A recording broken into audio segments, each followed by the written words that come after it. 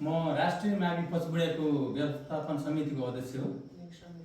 यो लागु पदार्थ दुर्व्यसनी सम्बन्धी हामीले अब यो सम्बन्धी जनचेतनामूलक कार्यक्रम सञ्चालन गरौँ भनेर हाम्रो प्लान पहिलेदेखि नै हुँदा हुँदा पनि हामीले गर्न नसकेको आज हाम्रो यो भाइले गर्दा सम्भव भएको छ, निरज भाइले गर्दा।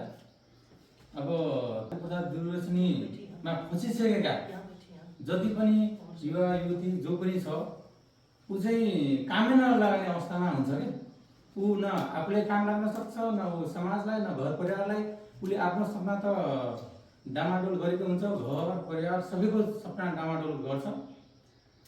यो भनेको उसको मात्र समस्या होइन, घर परिवार लगायत यो देशव्यापी समस्या छ। यसमा चाहिँ अब सरकार लगायत सरकारले मात्र यसमा न्यूनीकरण गर्ने चाहे पनि सम्भव छैन। तर यसमा चाहिँ अब हाम्रो गाउँ समाज टोल हुँदै सम्पूर्ण देशव्यापी जनताहरूले यसमा चाहिँ साथ दिनुपर्ने आवश्यक छ।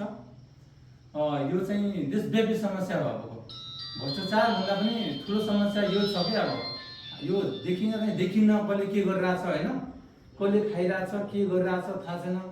तर यसमा लागेको मान्छे चाहिँ मैले देखेको कामै लाग्दैन, हो कुनै क्षेत्रमा काम लाग्न सक्दैन त्यो। त्यही भएर यसमा चाहिँ एकदमै सोचेर होइन सबैले हातेमालो गरेर लाग्नुपर्नेछ। अब यसमा चाहिँ केही राज्य पक्षले पनि केही सुधार गर्नुपर्ने हुन्छ। यो सम्भव छ, यो न्यूनीकरण गर्न एकदम सम्भव छ।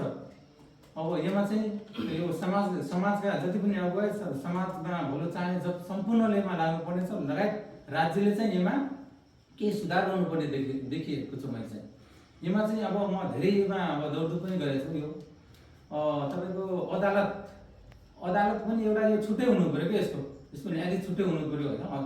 अनि यसको कारागार भनेर सबै कैदीहरूलाई एउटै ठाउँमा राख्ने गरिएको छ।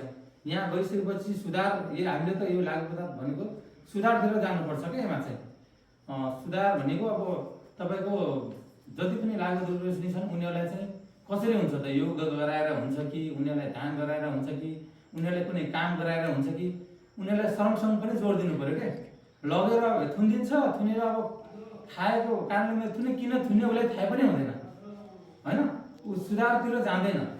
त्यही भएर सरकारले नयाँ एउटा योजना बनाएर जति पनि लागु दुर्व्यसनीमा फसेका जता युवा युवती छन् उनीहरूलाई संरक्षण जोडाउन एउटा क्याम्पै बनाउने नि, लगेर एउटा सिधा पाहाडमा लगेर बाटो खनाउने, बोट बिरुवा लगाउने, एउटा ठुलै पाहाडमा एउटा क्याम्प लगाएर तपाईँको स्याउ उत्पादन गरे पनि हुन्छ त्यहाँ होइन, सुन्तला उत्पादन गरे पनि हुन्छ, संरक्षण जोड्ने।